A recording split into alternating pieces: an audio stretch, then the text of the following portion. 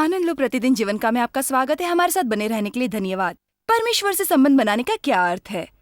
यीशु का हमारे जीवन पर वास्तव में क्या प्रभाव पड़ता है? आज के मेरे अतिथि रायनहार्ड बोंके अच्छी तरह हमें ये समझाएंगे कि किस तरह हम मसीह में व्यक्तिगत रूप से जुड़ सकते हैं, जिसके द्वारा हमें संपूर्णता और अपार आशा की प्राप्ति होगी।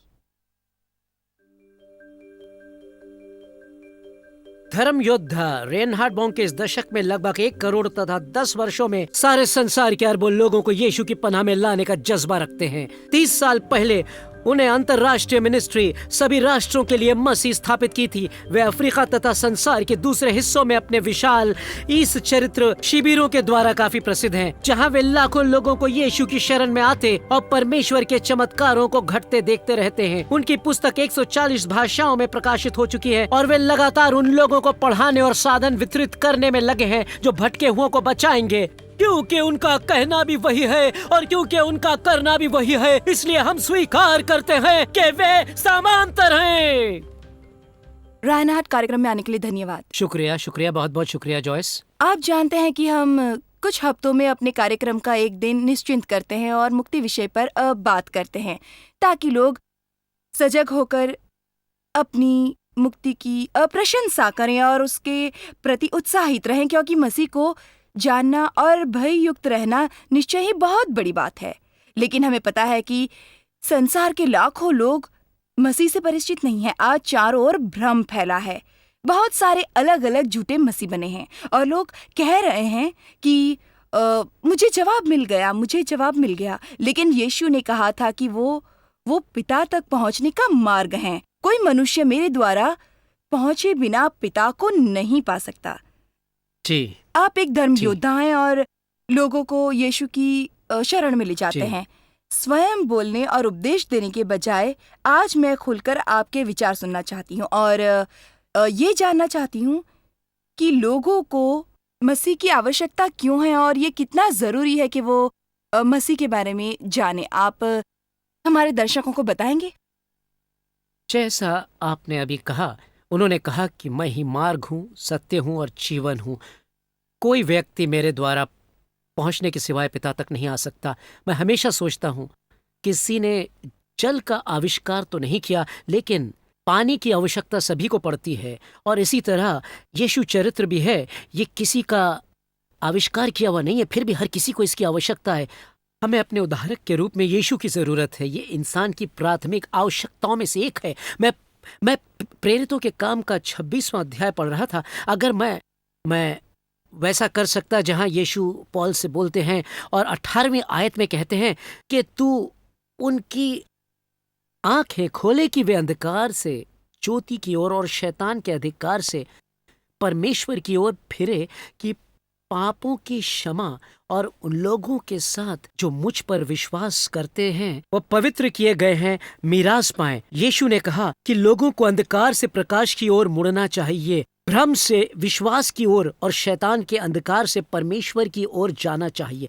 जानती हो, जब मैं छोटा था, 5 साल का, ये मेरी पहली याददाश्त की बात है, तो मैंने अपनी छाया ढूंढी। मैंने अपनी छाया से भागने की कोशिश की और यकीनन मैं नहीं भाग सका। मैंने एक चीज सीखी, आप अपनी छाया से नहीं भाग सकते और छाया अंधकार है। अब यहाँ यीशु ने कहा कि तुम्हें अंधकार से प्रकाश की ओर मुड़ना चाहिए। अगर हम अंधकार से नहीं भाग सकते तो हम अंधकार की तरफ से मुंह मोड़ सकते तो हैं। अगर सूर्य मेरे पीछे चमकता है तो मेरी छाया आगे की ओर पड़ने लगती है। और हम देखते हैं यीशु ने कहा कि अंधेरे से रोशनी की तरफ आओ। और एक चीज सीखी, आप अपनी छाया से नहीं भाग सकते और छाया अंधकार है। अब यहाँ यीशु ने कहा कि तुम्हें अंधकार से प्रवेश की ओर मुड़ना चाहिए। अगर हम अंधकार से नहीं भाग सकते तो हम अंधकार की तरफ से मुंह तो मोड़ सकते हैं। अगर सूर्य मेरे पीछे चमकता है तो मेरी छाया आगे की ओर पड़ती है और जैसे जैसे मैं आगे बढ़ता हूँ अपना अंधकार में प्रवेश करना होता है। मैं अंधेरे से नहीं भाग सकता, इसलिए यीशु ने यह नहीं कहा भाग जाओ। उन्होंने कहा अंधकार से प्रकाश की ओर मुड़ो। और जैसे ही मैं अंधकार से उजाले की ओर मुड़ता हूँ एक चमत्कार होता है। सूर्य सामने चमक रहा है और मेरी छाया मेरे पीछे है। मेरे पीछे रहे शैतान, और अगर परमेश्वर मेरे साथ है तो कौन मेरे विरुद्ध हो सकता है। और अचानक दिखता है कि मैं अपने अंधेरे में प्रवेश नहीं कर रहा हूं, मैं उजाले में हूं, परमेश्वर के प्रकाश में प्रवेश कर रहा हूं। ये सचमुच लाजवाब है, लेकिन इस विचार का सार यही है, जब मैं अंधेरे से प्रकाश की ओर मुड़कर अपनी स्थिति बदलता हूं, परमेश्वर मेरी परिस्थिति बदल देते हैं। मैं सिर्फ मुड़ सकता हूं, खुद को बचा नहीं सकता। बिल्कुल, हाँ। लेकिन मैं यीशु की ओर मुड़ सकता हूं, और जिस पल मैं यीशु की ओर मुड़ता हूं प्रकाश फैल जाता है और अंधेरा लुप्त हो जाता है। मेरी परिस्थिति बदल जाती है। अगर कोई यीशु मसीह में जाए तो वो नया प्राणी बनता है। पुराना सब कुछ बीत चुका, सब कुछ नया है। ये सचमुच लाजवाब है। और फिर जागती हैं वो गौरवपूर्ण भावनाएं जो प्रकाश में चलकर, प्रकाश में रहकर, परमेश्वर के प्रति सही रहकर जागती हैं कि मेरे पाप माफ हो गए, मैं और मेरी सारी गंदगी पाप की कीचड़ को धोकर स्वच्छ हो गया। ये बिल्कुल नया जन्म है जो सचमुच लाजवाब है। और फिर उसके बाद मैं पूरी तरह से धुल गया, पाप मेरे चले गए, सारी गंदगी चली गई, मैं बिल्कुल नया हूँ, बिल्कुल बिल्कुल बिल्कुल नया हूँ। बहुत ही अजीब और गरीब है। और इससे मुझे याद आ रही है, मैं जब छोटा था, बच्चा था, तब की एक घटना याद आती है। पहले मैंने अपने शुरुआती सालों की एक घटना कभी आपको बताई थी, लेकिन ये तब की बात है जब मैं स्कूल जाने लगा था, जहां मुझे एक विषय नापसंद था। और चूंकि वो विषय मुझे नापसंद था, इसीलिए मैं उसमें जरा भी ध्यान नहीं देता था और मेरे बहुत खराब अंक आते थे। वो विषय था अंग्रेजी। मुझे अभी भी अपने माता पिता से बहस करने की वो बातें याद हैं। मैं अंग्रेजी क्यों पढ़ूं, मैं तो जर्मन हूं। मैं एक बेवकूफ स्कूली बच्चा था। एक दिन मैं कक्षा में पहुंचा तो अध्यापिका ने कहा आज हम अंग्रेजी में इमले लिखेंगे। मैंने बस्ते से अभ्यास पुस्तिका निकाली, अध्यापिका ने इमले बोलना शुरू किए और मैं पागलों की तरह लिखने लगा। मैंने सबसे पहले काम खत्म किया, अपनी अभ्यास पुस्तिका जमा की और कक्षा से बाहर आ गया। अगले दिन मुझे अभ्यास पुस्तिका वापस मिली, जिसे खोलते ही मैं चकरा सा गया। सब कुछ गलत था, एक एक चीज गलत थी। पूरे पेज पर लाल लाल लाल लाल निशान, गलतियों पे गलतियों पे गलतियों पे गलतियां। और ये बहुत ही बुरा था। ओह, बहुत ही बुरा हाल था उस वक्त मेरा। जब घर जाने लगा तो अभ्यास पुस्तिका बस्ते में रख ली। मैं घर की जानिब बढ़ा। जैसे ही घर नजदीक आता गया, मेरे मन में कुछ होने लगा। ऐसे लगा जैसे मैं घर के निकट पहुंचने लगा, मेरा बस्ता भारी हो गया और भारी हो गया। जैसे ही मैं अपने बाप के घर पहुंचता गया, मेरी जो गलतियां थी मेरे ऊपर सवार होने लगी, भारी होती चली गई। अचानक मुझे एक अच्छा ख्याल आया। मैं खड़ा हो गया, अपना बस्ता खोला और गलतियों से भरी अभ्यास पुस्तिका निकाली और उसे नाले में उठाकर मैंने फेंक डाला। एक दुकान से मैंने एक नई अभ्यास पुस्तिका खरीद ली और उसे अपने बस्ते में रख ली। बिल्कुल नई थी वो किताब। और उस किताब को अपनी बस्ते में रखकर मैं चल पड़ा। और जैसे ही मैं चल रहा था, ऐसे नहीं चल रहा था, बल्कि मैं अब उछल उछल के चल रहा था और जाते जाते नाच रहा था। इस तरह जा रहा था, मैं चलता रहा। और मुझे ये वाकया इतनी अच्छी तरह याद है क्योंकि मैंने कई लोगों को इसी संघर्ष में उलझते हुए देखा। जानती हैं, जब कोई अपना जीवन तबाह कर लेता है, या मैं इसे दूसरी तरह से कहता हूं, जब आप अपना अभ्यास पुस्तिका बर्बाद कर देते हैं तो आप इसे फेंक सकते हैं, नई पुस्तक खरीद सकते हैं अगर आपके पास पैसे हैं। लेकिन अगर हम पाप करके अपना जीवन बर्बाद कर देते हैं पापों से, तो हम उसे फेंक कर नया जीवन नहीं ला सकते, क्योंकि हे मेरे परमेश्वर, हमें सिर्फ एक ही तो जीवन मिलता बिल्कुल है। सही। तो यहाँ पर यीशु चरित्र प्रवेश करता है। उनके पुत्र यीशु मसीह का लहू हमारे पाप को धो देता है, चाहे जितने पन्ने भर दें, चाहे पाप, भूल, गलत काम और बदी के 9,999 पन्ने भर दें। यीशु मसीह के रक्त से उन सारे पन्नों को धोने की शक्ति है। इस संसार में हमें सारे पापों से निर्मल करने और परमेश्वर के निकट लाने के यही एकमात्र साधन तो हमें मिला हुआ है, ताकि हमारे सारे पाप जो है वो धुल सके यीशु मसीह के उस पाक लहू के द्वारा। मैं ऐसे लोगों को जानता हूं जो अपने जीवन को फेंक देना चाहते हैं, क्योंकि उनके अनुसार उन्होंने अपना जीवन बर्बाद कर दिया है। मैं हर इंसान से ये कहना चाहता हूं कि अगर उन्हें लगता है कि अपना जीवन उन्हें फेंक देना चाहिए, तो अंधेरे से प्रकाश की ओर मुड़ें, शैतान के अंधकार से परमेश्वर की ओर तथा अविश्वास से विश्वास की ओर पलटें, और यीशु मसीह का रक्त उनके सारे पाप को धो डालेगा। आप पवित्र आत्मा की ऊर्जा से भर जाएंगे और यीशु मसीह में एक नया गौरवशाली जीवन पाएंगे। क्या ये करिश्मा नहीं है? हाँ।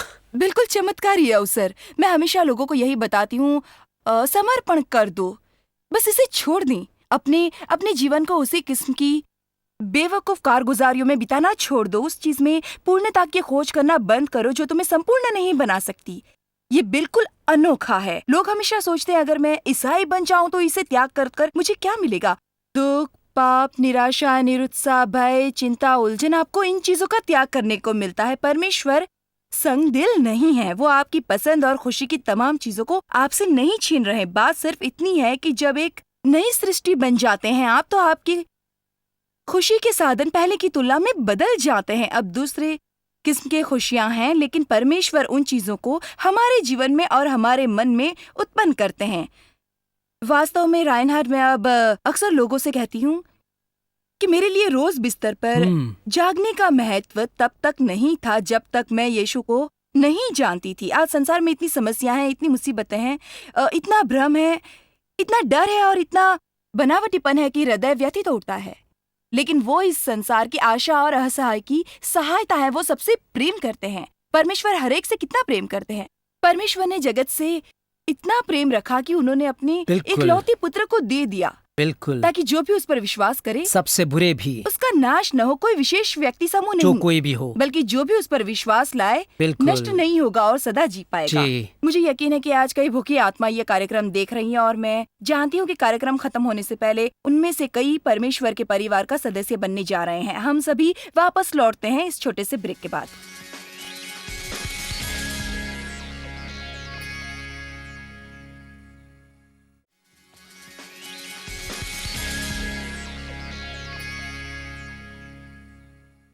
यीशु ने वास्तव में क्रूस पर क्या किया और उसका हमारे जीवन में क्या महत्व है, इसी विषय को अच्छी तरह समझाना ही हमारा उद्देश्य है। राइनहार्ड बोंके मेरे विशेष अतिथि, और हमारी चर्चा का विषय है यीशु मसीह को स्वामी तथा उद्धारक के रूप में प्राप्त करना, प्रसन्न होना तथा ये अनुभव करना कि परमेश्वर ने अपने पुत्र को हमें देकर कितना शानदार उपहार दिया है, ताकि वे हमारे पापों को धो दें और एक नया जीवन प्रदान करे। अगर आपने अब तक ये नया जीवन नहीं प्राप्त किया है तो कार्यक्रम के अंत में इसकी पहल कर सकते हैं। हम लोगों के साथ प्रार्थना करके उन्हें यीशु मसीह के साथ व्यक्तिगत संबंध की ओर ले जाने वाले हैं। जैसा कि आपने अभी कहा राइनहार्ड, जो इंसान मसीह में होता है वो एक नई सृष्टि बनता है। बिल्कुल है। पुरानी चीजें समाप्त हो जाती हैं और हर चीज नई हो जाती है। मैं आपसे एक प्रश्न पूछने जा रही हूँ और चाहती हूँ कि आप इसका एक बढ़िया सा जवाब दें। हाल ही में मैंने एक लड़की से बात की जो मेरे बालों पर काम कर रही थी।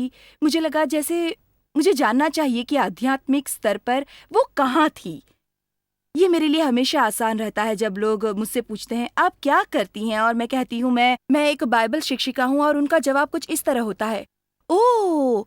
फिर मैं पूछती हूँ क्या आप ईसाई हैं? इस तरह के प्रश्न का उत्तर उसने दिया कि मैं व्यक्तिगत रूप से मसीह पर यकीन रखती हूँ, लेकिन मुझे लगता है कि आपका किसी पर विश्वास रखना ही महत्वपूर्ण है, चाहे वो कोई भी हो। उसने कई और नाम गिनाए और कहा लोगों के लिए किसी पर विश्वास करना ही महत्वपूर्ण है। निश्चय ही मसीह ने ये नहीं कहा कि आप किसी पर भी विश्वास कर पिता तक पहुँच सकते हैं। उन्होंने कहा मैं पिता तक जाने का मार्ग हूँ। सिवाय मेरे द्वारा पहुँचे बिना कोई पिता तक नहीं पहुँच सकता। लेकिन मैं जानती हूँ कि आज बहुत से लोग तार्किक रूप से भ्रमित हैं।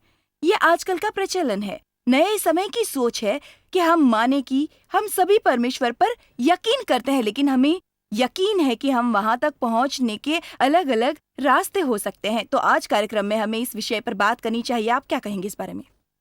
मैं भी इसी तरह के लोगों से मिलता हूँ, हम सभी मिलते हैं।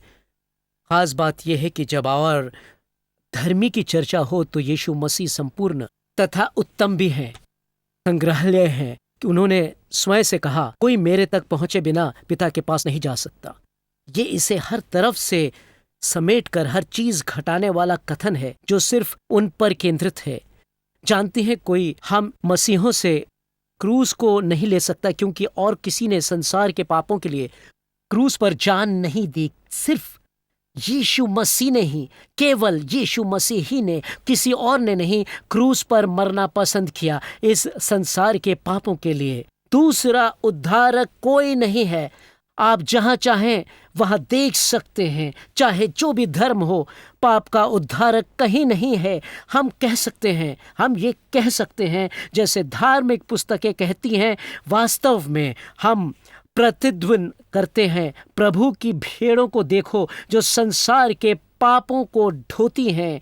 और ये सिर्फ कहने की बात नहीं है, जो उन्होंने किया हमारे सामने है और हम उसे आज महसूस भी कर सकते हैं। मैं किसी को भी चुनौती दे सकता हूँ, यीशु पर यकीन लाओ। और यीशु चरित्र सिर्फ एक संदेश नहीं बल्कि एक समाचार बन जाता है क्योंकि आप उसे अनुभव करते हैं। हाँ, और यीशु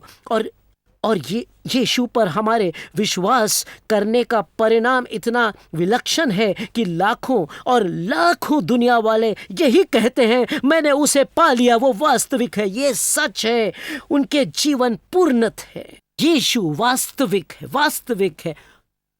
बिल्कुल उनका जीवन बदल गया है और उनके अंदर शांति ही शांति है। पारलौकिक जीवन का उनके अंदर एक ऐसा मिरास मिला है जो बिल्कुल कमाल का जीवन है और उसमें वो सुरक्षित है। हाल ही में मैं एक दूसरे देश में प्रेस सभा कर रही थी। वहाँ समाचार, रेडियो और टीवी से जुड़े लगभग 40 लोग मुझसे सवाल कर रहे थे। दाहिनी तरफ से एक सज्जन ने कहा, ये पूरा इस चरित संदेश है, ये ईसाई धर्म की बातें बहुत पुरानी हैं और अब इनसे कुछ नहीं होता है और बकवास भरी बातें कहीं। और आपको इस बारे में क्या कहना है? मैं तो बिल्कुल उठ पड़ी। मैंने कहा, वास्तव में ये पुरानी बात नहीं है, ये कभी पुरानी नहीं होगी और निश्चित रूप से ये लोगों के जीवन में कार्य करती है। उसने कहा, आप कैसे कह सकती हैं कि ये काम करती है? मैंने कहा, मैं इसका प्रमाण हूँ कि ये कार्य करती है। मैं इसका उदाहरण हूँ। मेरा पूरा जीवन शोषित था, मैं दुखी थी, टूटी हुई थी, अपराध और आत्मलोचना की भावनाओं में डूबी थी। मैं सिर से पांव तक कड़वापन, घृणा और माफ न कर सकने के विचारों से सराबोर थी। यीशु मेरे जीवन में आए और मुझे बदल दिया। ये सबूत है कि परमेश्वर जीवित है।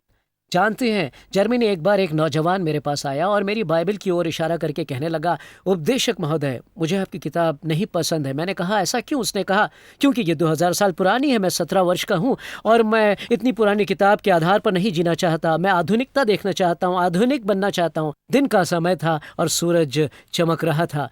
मैंने उसके कंधे पर बाहें रखकर कहा, नौजवान, ऊपर देखो, सूर्य चमक रहा है। सूर्य 2000 साल से भी ज्यादा पहले से है, 2000 साल से कहीं पहले के वक्त का है ये। नौजवान, मैंने कभी किसी को कहते नहीं सुना है कि मैं ठंडा हूं क्योंकि सूर्य पुराना है पर गर्म है।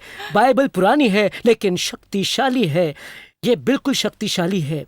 बिल्कुल ये सामयिक है। इब्राहिम, इसहाक, याकूब, अय्यूब, इज़रा, यिर्मयाह के परमेश्वर इसके पीछे नहीं है, वे हमारे आगे हैं, वे हमारे पहले, वे हमारे साथ हैं, वे सब जगह हैं। परमेश्वर के वचन बिल्कुल सामयिक हैं। आप आजमा सकते हैं और आप उन्हें वहां पाएंगे। देख लीजिए आजमा के, और जब आजमाएंगे आप उन्हें वहां पर पाएंगे। बिल्कुल सही। आप जानते हैं कि संसार में दूसरे लोग भी आए हैं। हो सकता है कि उनका दर्शन ज्ञान उत्तम हो, उन्होंने अच्छी बातें सीखी हो कहीं हो, या लोगों ने उनके द्वारा एक धर्म की नींव डाली हो, लेकिन सच ये है कि वो सब मर चुके हैं।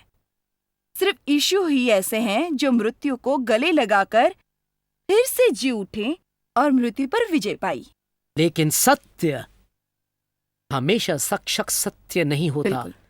ज्ञान के लिए अगर मैं पृथ्वी से चंद्रमा तक प्रत्येक ऊंच की सही दूरी जान लेता तो ये कमाल का ज्ञान होता, लेकिन उस ज्ञान को रक्षा करने वाला ज्ञान नहीं कहा जाता है। लेकिन सुनिए यीशु ने क्या कहा, वो जो मुझ पर यकीन लाएगा अनंत जीवन पाएगा। वाह, ये बिल्कुल दूसरे तरह का विश्वास है। ये शक्ति और सत्य का दूसरा रूप है। हम उनके वचनों पर विश्वास करते हैं और अपार अनंत जीवन पाते हैं।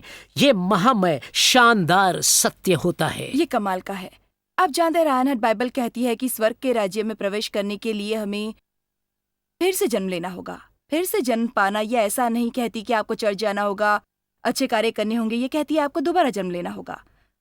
हम लोगों से चर्च जाने को कहते हैं, अच्छे कार्य करने को कहते हैं, लेकिन हमें नए सिरे से जन्म लेना चाहिए। इसका अर्थ यह है कि आप अपने पापों को पहचान लें और उनसे मुंह मोड़ लें। आप अपने पापों को स्वीकारें और उनके लिए परमेश्वर से क्षमा मांगे। वे वास्तव में हमारे अंतर में प्रवेश करते हैं और आत्मा के रूप में वास करते हैं। और फिर आत्मा नया जन्म लेती है, नए सिरे से जन्म लेती है। और ऐसा न करने पर लोग चलती फिरती लाश के समान हैं। वे चल फिर रहे हैं, सांसें ले रहे हैं, लेकिन उनमें असली जीवन बिल्कुल नहीं है। वो सिर्फ हरकतें करना जानते हैं। लेकिन जब परमेश्वर आत्मा के रूप में हमारे अंदर प्रवेश करते हैं, वहाँ निवास करते हैं, हमें पिता और पुत्र के होने का एहसास कराते हैं और हमारी आत्मा फिर से जन्म लेती है, तो फिर हम बिल्कुल उन अंधे लोगों जैसे हो जाते हैं जो देख सकते हैं, या वो बहरे लोग जो सुन सकते हैं, क्योंकि सब कुछ जी। नया हो जाता है। हमारे सामने एक नया जी। उद्देश्य होता है। पाप का बोझ उठ जाता है और हमें अपने जीवन में एक नया अवसर मिलता है। मुझे यकीन है कि लाखों लोग रोज कार्यक्रम देखते हैं और उन लाखों लोगों में से 5 लाख लोग जरूर ऐसे होंगे जिन्हें उद्धारक के रूप में यीशु की जरूरत है।